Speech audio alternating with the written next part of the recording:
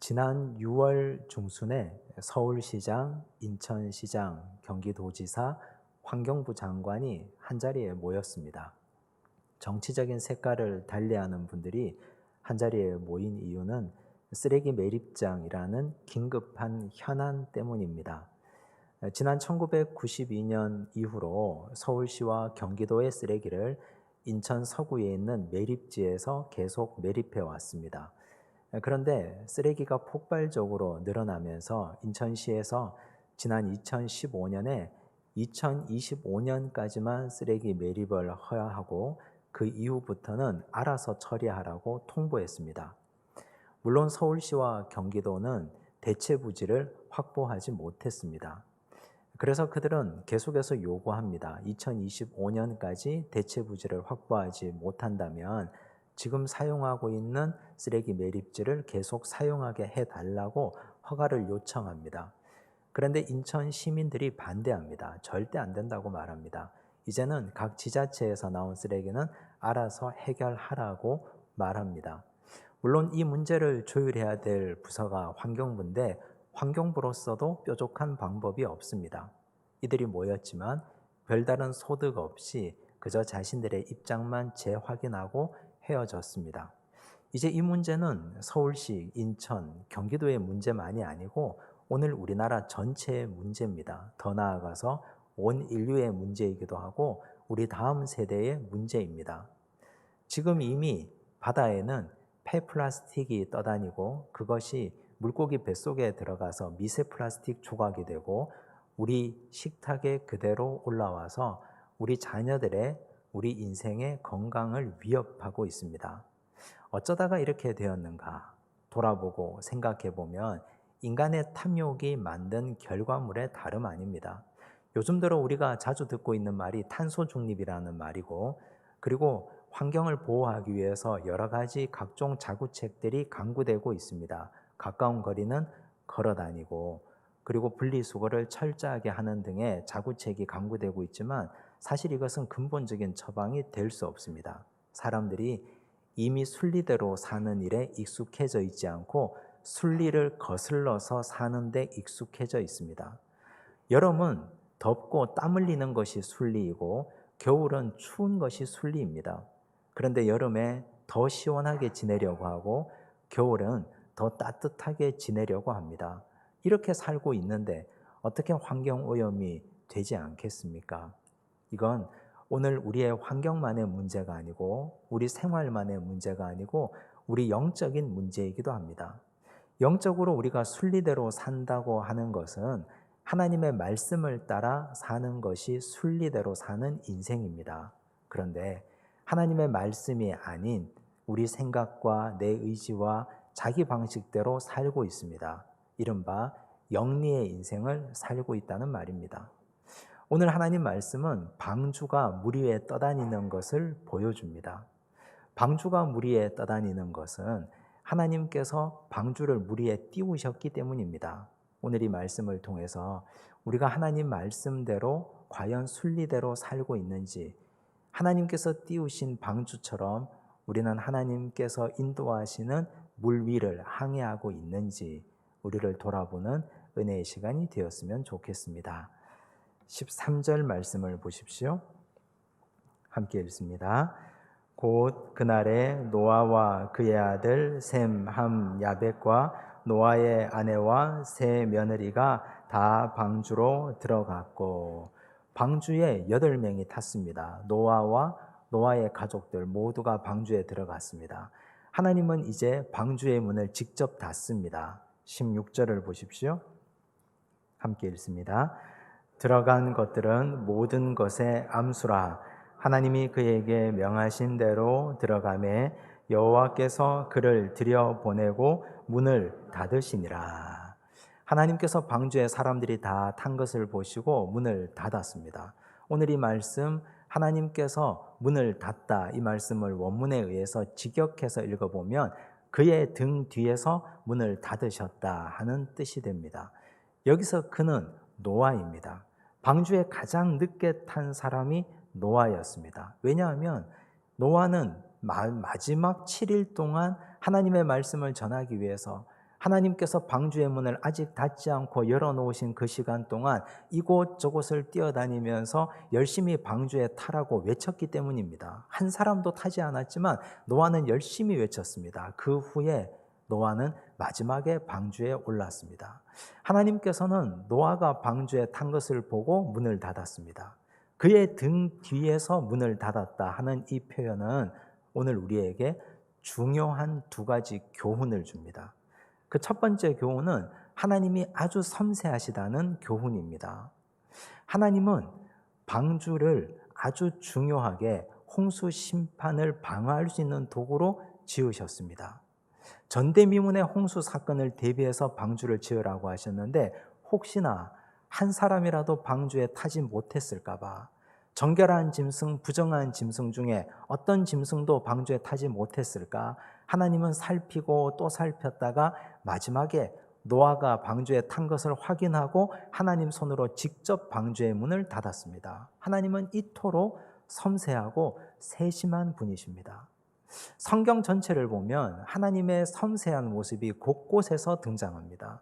천지창조를 한번 생각해 보십시오. 창조의 영광은 인간입니다. 하나님의 형상대로 하나님은 인간을 창조하셨습니다. 그런데 하나님께서 인간을 내가 창조의 영광으로 창조했으니 첫날 인간을 만들겠다 하셨다면 어떻게 되었겠습니까? 빛도 없습니다. 해달 별도 없습니다. 궁창 위의 물과 궁창 아래의 문이 나뉘지도 않았습니다. 먹거리도 없습니다. 에덴 동산도 없습니다. 캄캄한 흑암 천지에 만약 인간이 창조되었다면 흑암 가운데 두려움에 떨었을 것입니다. 그런데 하나님은 섬세하게도 모든 것을 다 창조하고 만드신 이후에 마지막 날 인간을 창조하셨습니다. 그리고 인간을 에덴 동산에 보내어 주셨습니다. 먹거리도 풍부하고 해와 달과 별도 있고 물고기도 있고 여러 들짐승들도 있는 그곳에 하나님은 인간을 창조하셨습니다. 섬세하게 인간을 위해 배려하신 것입니다. 하나님이 사람을 세우실 때도 역시 섬세하게 세웁니다. 민족의 지도자 모세를 세운 과정을 한번 생각해 보십시오. 하나님은 일찌감치 모세를 이스라엘 백성들의 출애굽의 지도자로 삼으셨습니다. 그리고 그를 훈련시키는데 초기 40년은 이집트 궁전에서 훈련시켰습니다. 바로의 딸 공주의 양자가 되어서 훈련시킵니다. 안전하게 그를 돌보아 주셨습니다. 그리고 그가 이집트에서 그 당시 세계 최강의 나라에서 리더십 교육을 잘 받도록 훈련시켰습니다. 나중에 그가 이스라엘의 지도자가 되어야 하니까 40년 동안 철저하게 훈련시킵니다. 그리고 다시 40년 그가 교만이 머리 끝까지 올라가 있을 때 광야로 그를 인도하십니다. 장인 이드로의 양떼를 치게 하셨습니다. 처가살이 40년을 통해서 그의 머릿속에 있던 교만의 때를 다 벗겨내십니다. 그리고 그가 광야에서 하나님과 1대1의 관계에 깊은 영성을 가지게 하셨습니다. 초기 40년은 세상의 지성을 배우게 하시고 중기 40년은 하나님께서 그에게 영성의 깊이를 배우게 하셨습니다. 지성과 영성이 겸비된 이후에 마지막 40년을 하나님은 사용하십니다. 이스라엘의 목자가 되게 하시고 출애굽의 지도자 리더가 되게 하셔서 그를 통해서 출애굽의 큰 대업을 이루어 가십니다. 이렇게 하나님은 섬세하십니다. 하나님은 크고 큰 스케일도 갖고 계시고 아주 작은 것도 섬세하게 살피는 디테일도 갖고 계십니다. 사람은 이 두 가지를 다 가지기가 어렵습니다. 통이 크고 스케일이 큰 사람은 섬세함이 떨어집니다. 섬세함이 강한 사람은 통이 크지 못합니다. 그런데 하나님은 스케일도 가지고 있고 디테일도 가지고 계신 분입니다. 우리가 이런 하나님을 보면 우린 이 하나님 앞에 어떻게 행동해야 되는지 결과가 나옵니다. 이런 하나님 앞에 우리는 순종만 하면 됩니다.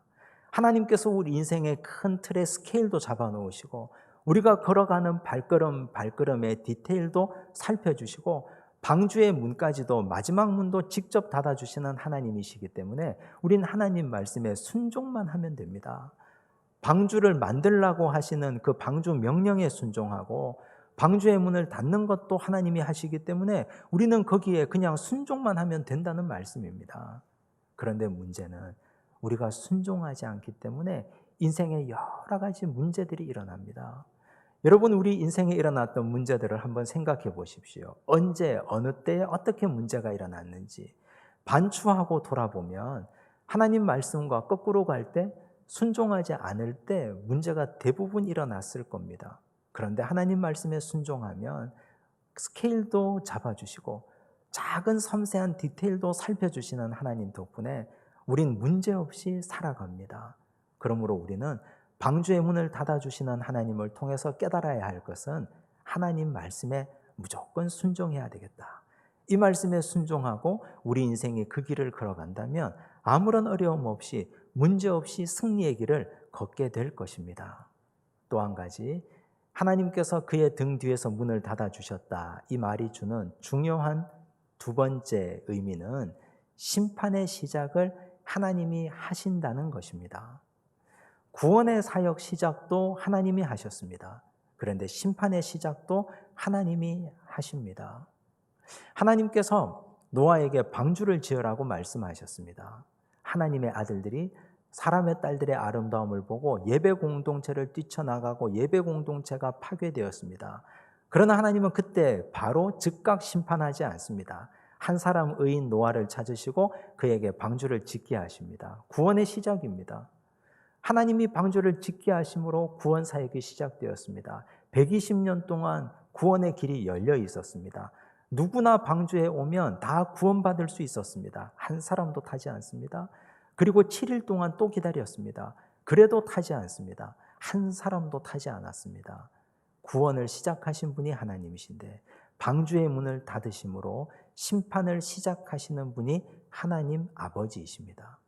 하나님께서는 구원도 시작하시고 심판도 시작하십니다. 하나님께서 그 옛날 이 땅에 예수 그리스도를 보내심으로 구원 사역이 정점에 이르렀습니다.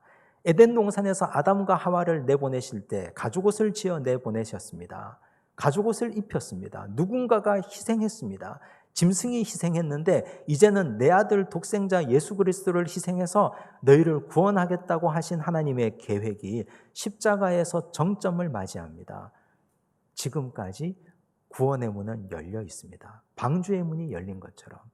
그런데 예수님께서 재림하시면 방주의 문이 닫힙니다. 구원의 문은 닫히고 이제는 심판이 시작됩니다. 하나님께서는 구원도 시작하시고 심판도 시작하는 분이라는 사실을 기억해야 됩니다. 그런데 더 무서운 것은 하나님께서 방주의 문을 닫으시면 누구도 열 자가 없다는 사실입니다. 성경에도 이렇게 기록되어 있습니다. 마태복음 25장 10절에서 12절을 보십시오. 함께 읽습니다. 그들이 사러 간 사이에 신랑이 오므로 준비하였던 자들은 함께 혼인잔치에 들어가고 문은 닫힌지라. 그 후에 남은 처녀들이 와서 이르되 주여 주여 우리에게 열어주소서. 대답하여 이르되 진실로 너희에게 이르노니 내가 너희를 알지 못하노라 하였느니라. 열 처녀 비유입니다. 기름을 준비한 5 처녀가 있고 기름을 준비하지 않은 5 처녀가 있습니다. 신랑이 갑자기 한밤중에 오셨습니다. 기름을 준비하지 않은 5 처녀가 준비한 처녀에게 나누어 달라 합니다. 거절당했습니다. 사러 갔습니다. 돌아와 보니 문이 굳게 닫혔습니다. 열어달라고 애원하지만 문이 열리지 않습니다. 신랑이 하시는 말씀, 내가 너희를 모른다고 했습니다. 정말 몰라서 모른다고 하신 말씀이 아니라 나와 너희는 아무런 상관이 없다는 뜻입니다. 한 번 닫힌 문, 예수님께서 닫으신 문, 하나님께서 닫으신 문은 절대 열리지 않습니다. 열려 있을 때 들어가야 됩니다. 120년 그리고 7일 동안 그 문은 활짝 열려 있었는데 단 한 사람도 들어가지 않고 노아의 가족만 들어갔습니다. 그런데 이제는 문이 닫히고 홍수가 나고 비바람이 몰아쳐서 사람들이 문을 열어달라고 아무리 밖에서 애원해도 그 굳게 닫힌 문은 결코 열리지 않습니다. 우리가 하나님의 자녀로 구원받은 백성이 되면 걸어가는 발걸음마다 하늘에 열린 문이 있다고 성경은 기록하고 있습니다. 하늘에 열린 문을 대표적으로 경험한 사람이 야곱입니다. 야곱은 아버지를 속이고 형을 속이고 외삼촌집 먼 곳 밧단 아람으로 도주하는 중이었습니다. 길에서 노숙했습니다. 꿈에 하나님을 만났습니다. 하늘 문이 열려 있었고 열린 문에서 사다리가 내려와 있습니다. 천사들이 사다리를 오르락 내리락 합니다. 그 열린 문에 보니까 하나님의 보좌가 있고 보좌 위에 하나님이 좌정에 계셨습니다. 그가 잠에서 깨어서 하나님을 찬양하며 이렇게 말합니다. 창세기 28장 16절, 17절을 보십시오. 함께 읽습니다. 야곱이 잠이 깨어 이르되 여호와께서 과연 여기 계시거늘 내가 알지 못하였도다. 이에 두려워하여 이르되 두렵도다 이곳이여 이것은 다름 아닌 하나님의 집이요 이는 하늘의 문이로다 하고, 그는 하나님의 집 하늘의 문을 경험합니다. 그가 일어나서 잠잘 때 베었던 돌베개를 세우다가 기름을 붓고 그곳 이름을 베델 하나님의 집이라고 지었습니다. 그리고 하나님께 기도했습니다. 하나님, 제가 앞으로 가는 곳마다 하나님의 집을 만들겠습니다. 제가 가는 곳마다 열심히 예배드리겠습니다. 그러니 하나님은 하늘의 문을 여시고 저에게 복 주시고 하나님께서 주시는 하늘 복을 마음껏 부어달라고 하나님께 간절하게 구했습니다. 그리고 실제로 야곱은 가는 곳마다 예배드렸습니다. 예배 처소를 만들었습니다. 베델 하나님의 집을 세웠습니다. 간절하게 기도하는 야곱에게 하나님은 하늘의 문을 여시고 열린 문으로 하나님께서 그에게 주시고자 하는 은총을 마음껏 내려주셨습니다. 시편 기자도 하늘의 열린 문을 언급합니다. 시편 78편 23절, 24절을 보십시오. 함께 읽습니다. 그러나 그가 위에 궁창을 명령하시며 하늘 문을 여시고 그들에게 만나를 비같이 내려 먹이시며 하늘 양식을 그들에게 주셨나니. 출애굽하고 있는 이스라엘 백성, 광야길이 고되고렵습니다. 하지만 하나님 말씀에 순종해서 광야길을 걸어가는 그들에게 하나님은 하늘 문을 여셨습니다. 하늘 양식 만나를 비같이 내려주셨습니다. 언제 하나님 백성에게 하늘 문이 열리는가? 야곱처럼 기도하고 예배드리는 자에게, 출애굽 이스라엘 백성들처럼 어렵지만 순종하고 그 길을 걸어가는 자들에게 하나님은 하늘 문을 여시고 축복의 은혜를 마음껏 내려주십니다. 오늘 우리에게 하늘의 열린 문으로 하나님의 복이 마음껏 내려오고 부어지기를 간절히 바랍니다. 기회가 있을 때, 방주의 문이 열려 있을 때 들어가면 우리에게는 하늘 문이 열리는 놀라운 축복이 임할 것입니다. 그 은혜가 하나님 백성과 우리 삶의 자리에 매 순간 함께하기를 간절히 바랍니다. 17절, 18절 말씀을 보십시오. 함께 읽습니다. 홍수가 땅에 40일 동안 계속된지라. 물이 많아져 방주가 땅에서 떠올랐고 물이 더 많아져 땅에 넘침에 방주가 물 위에 떠다녔으며. 비가 40주야를 내렸습니다. 40일 내내 낮밤 가리지 않고 내렸습니다. 물이 가득 찹니다. 방주가 떠오릅니다. 오늘 이 말씀, 방주가 물 위에 떠다녔다는 이 말씀을 원문에 의해서 직역해 보면 물들이 방주를 들어 올렸다라고 직역할 수 있습니다. 이 말씀을 곰곰이 생각해 보면 방주가 수동적으로 묘사되어 있습니다. 물들이 방주를 들어 올렸다라고 표현되어 있기 때문에 그렇습니다. 여기 이 방주가 수동적으로 묘사되어 있는 것이 굉장히 중요합니다. 하나님께서 그렇게 방주를 설계하셨습니다. 하나님은 방주에 동력을 달지 않습니다.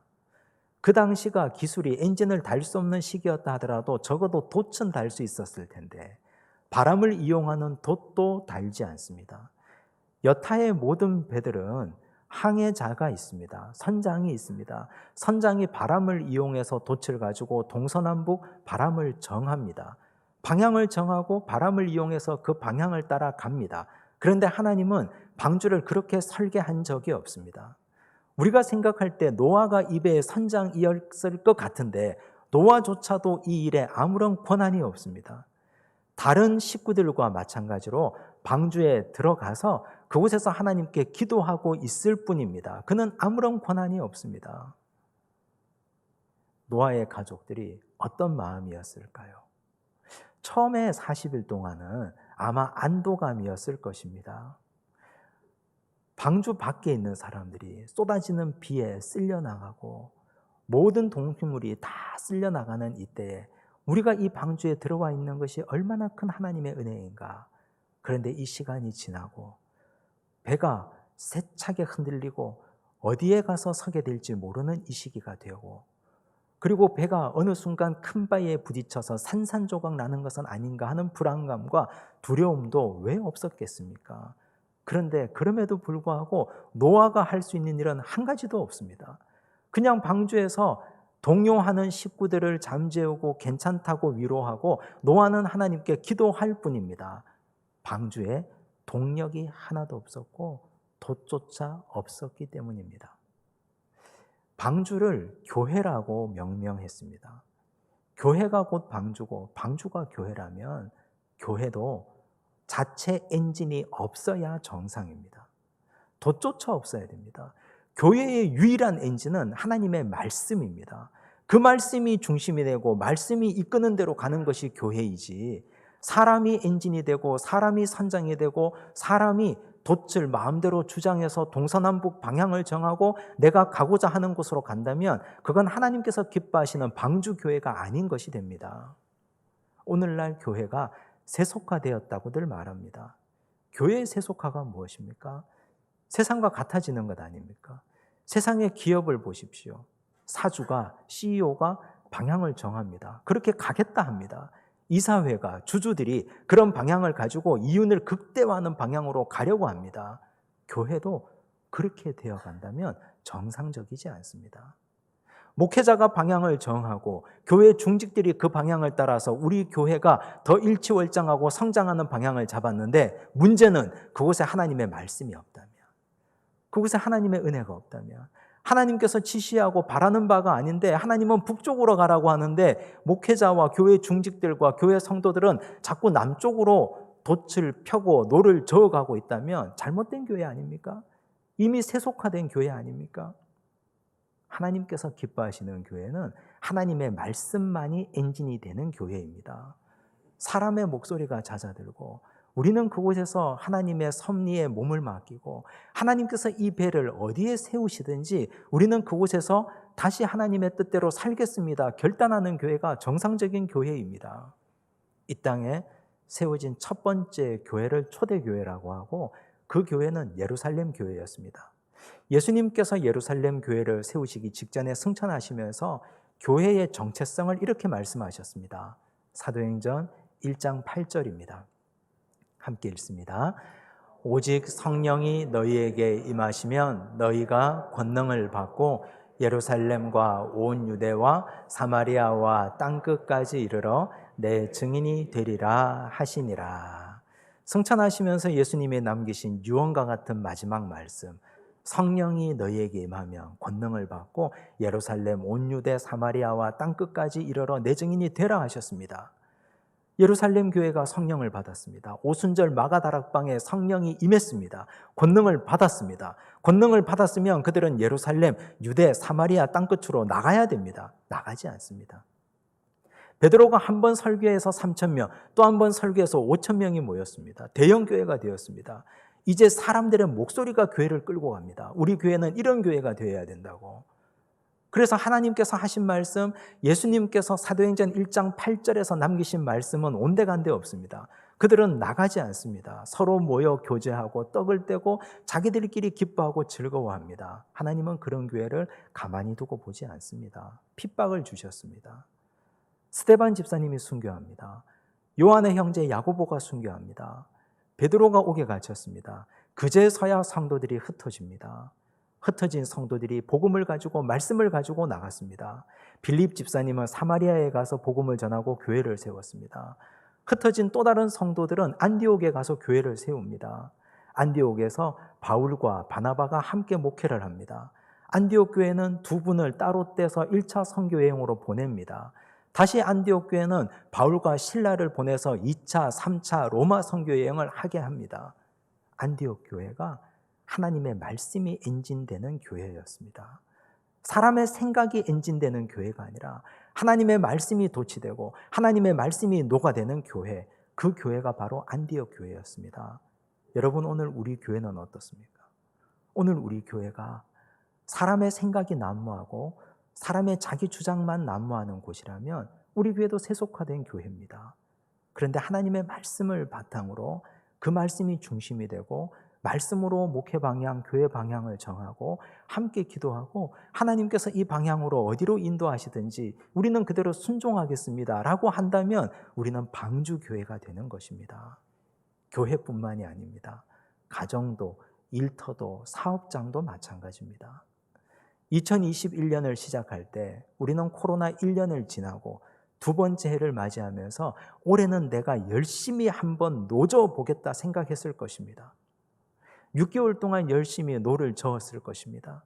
돛을 달고 나름의 엔진을 만들고 우리 가정에 내가 이렇게 한번 해봐야 되겠다고 생각했을 것입니다. 그런데 하나님 없이 했다면 그건 다 헛된 일입니다. 하나님이 북쪽으로 가라고 하는데 내가 열심히 남쪽으로 노을 저러 간다면 6개월이 지난 오늘 열매를 한번 생각해 보십시오. 수고는 했는데, 땀은 흘렸는데, 애는 썼는데 남은 것은 아무것도 없습니다. 수고만 했을 뿐. 오늘은 맥주감사 주일입니다. 이제 후반기를 준비하고 계획하면서 남은 후반기 6개월은 우리가 들고 있는 노도 내려놓고 내가 높이 세웠던 돛도 이제는 거두고 하나님의 말씀을 엔진으로 삼아서 하나님께서 인도하시는 대로 한번 따라가 보시기 바랍니다. 그리고 6개월이 지나서 12월 연말에 결산해 보십시오. 초기 6개월과 후반전 6개월이 얼마나 다른지. 하나님께서 인도하시는 그 길을 따라서 그 길에 순종하고 걸어간다면 가는 길마다 하나님은 하늘 문을 여시고 그 열린 하늘 문으로 야곱에게 주셨던 복과 출애굽하는 이스라엘 백성들에게 주셨던 복을 우리에게 마음껏 부어주실 것입니다. 그런 귀한 분기점과 새 출발이 오늘 맥주감사주일 오늘 이 시간이 되기를 간절히 바랍니다. 기도하겠습니다. 하나님 아버지 감사합니다. 하나님께서 우리 인생의 엔진이 되시고 돛이 되시고 노를 저어 주심에도 불구하고 우리는 그것을 믿지 못하고 신뢰하지 못했습니다. 우리 스스로 엔진을 만들고 돛을 높이 세우고 노를 저어서 내가 원하는 방향으로 가려고 했습니다. 하지만 하나님께서 방주를 통해서 방주에 엔진이 없고 동력이 없고 돛이 없음을 보게 하셨습니다. 주여 우리가 이 방주에 몸을 맡긴 자처럼 우리 교회와 가정과 일터와 우리 모든 인생이 하나님 뜻대로 움직이는 자들 되도록 축복하여 주시옵소서. 그 길을 걸어갈 때 하나님께서는 야곱에게 하늘 문을 여시고 복 주셨던 것처럼 출애굽하는 이스라엘 백성들에게 하늘 문을 여시고 하늘의 만나를 비같이 내려주셨던 것처럼 우리에게도 하늘 양식과 하늘 은혜를 마음껏 허락하여 주시옵소서. 모든 말씀 예수님 이름으로 기도드리옵나이다. 아멘.